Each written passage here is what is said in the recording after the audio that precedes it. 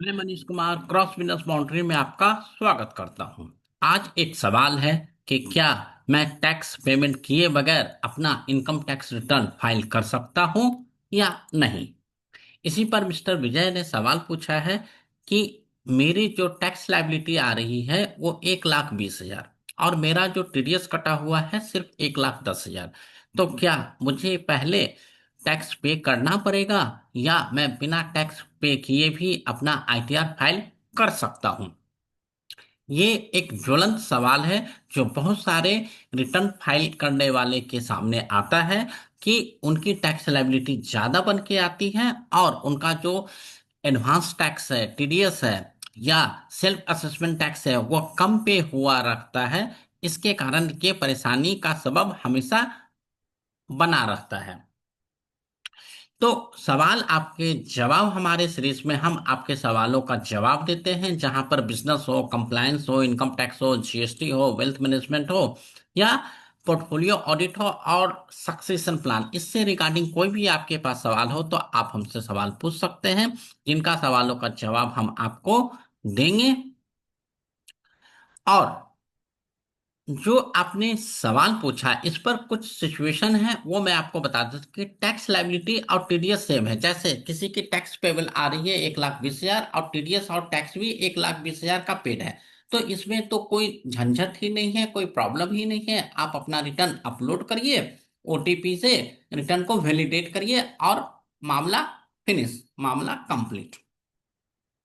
Second situation आता है कि जब टैक्स लायबिलिटी और टीडीएस सेम नहीं होता है। लाइक आपका टैक्स पेबल 1,20,000 है और टीडीएस और टैक्स पेड 1,30,000, मतलब एक्सेस पे कर रखा है। ये भी आपके लिए वंडरफुल सिचुएशन है, गोल्डन अपॉर्चुनिटी है। रीजन आप जस्ट रिटर्न फाइल करें और रिफंड के लिए वेट करें, चाहे वो रिफंड 1 महीने में आए, 2 महीने में आए, 3 महीने में आए। ये गवर्नमेंट की प्रोसेसिंग है। जब भी वो रिफंड प्रोसेस होगा तो आपके जो भी अकाउंट आपने क्रेडिट के लिए दिया हुआ है, जिसमें आपका रिफंड क्रेडिट आने का आपने टिक किया हुआ, उस अकाउंट में ये पैसा रिफ्लेक्ट कर जाएगा। जो थर्ड सिचुएशन होता है कि जहां पर आपकी टैक्स लायबिलिटी 1,20,000 है लेकिन आपका टीडीएस और टैक्स पेड सिर्फ 1,10,000 है। तो यही सवाल मिस्टर विजय जी का था कि मेरी लायबिलिटी ज्यादा है और टैक्स पे कम है, तो क्या मैं रिटर्न फाइल कर सकता हूं या मुझे पहले टैक्स पे करना पड़ेगा, या मैं टैक्स पे बाद में करना चाहूं तो मैं क्या करूं। तो इन्हीं सिचुएशन को हम अच्छे से समझेंगे।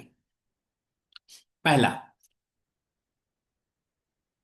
आपको जो टैक्स रिटर्न फाइल करना है तो आप इसमें देख लीजिए कि आपका जो टैक्स लायबिलिटी बन के आ रहा है। अगर आपके पास फंड है, आपके पास पैसे हैं, तो पहले आप टैक्स पे कर दीजिए। लाइक 10,000 रुपया है तो अगर आपके अकाउंट में 10,000 रुपया है तो पहले आप पे कर दीजिए।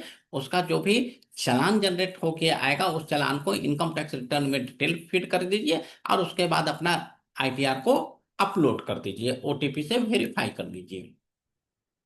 अब जो दूसरा आता है कि क्या मैं आईटीआर विदाउट टैक्स पे किए हुए कर सकता हूं, तो हाँ दोस्तों, आज के डेट पर आप अपना इनकम टैक्स रिटर्न बिना टैक्स पे किए हुए भी अपलोड कर सकते हैं। लेकिन क्या आपका टैक्स माफ कर दिया जाएगा? लाइक मेरी टैक्स लायबिलिटी 1,20,000 थी, मेरा टीडीएस तो सिर्फ 1,10,000 कटा हुआ था और मैंने रिटर्न अपलोड कर दिया, तो क्या मुझे 10,000 रुपया पे नहीं करना पड़ेगा?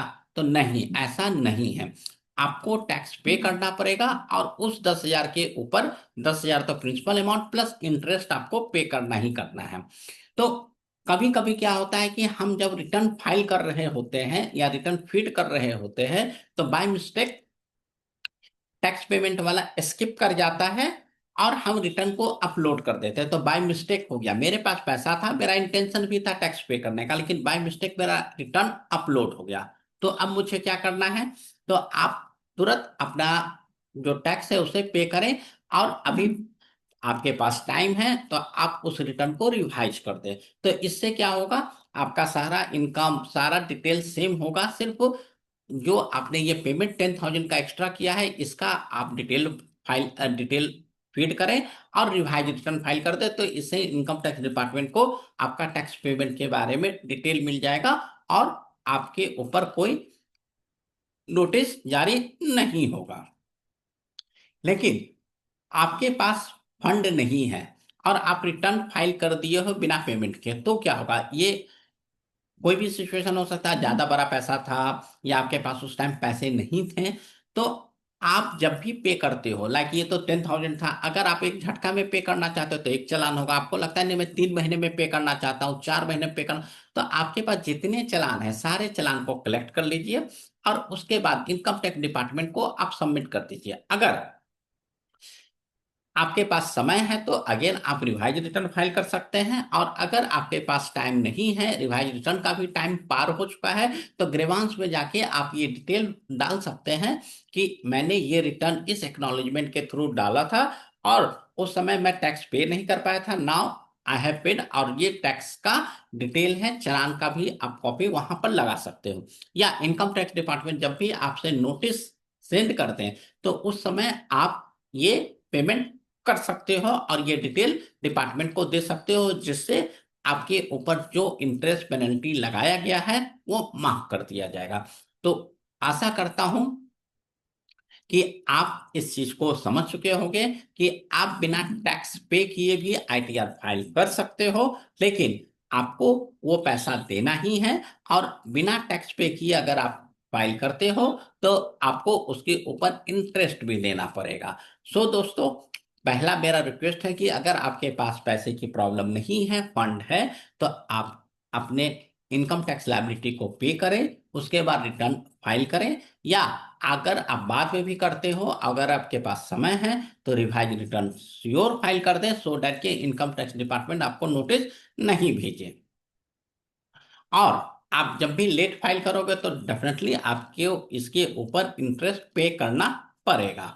तो दोस्तों, अगर आपके पास कोई सवाल हो इनकम टैक्स से रिगार्डिंग, तो आप हमसे सवाल पूछ सकते हैं। और जब तक दोस्तों, नमस्कार।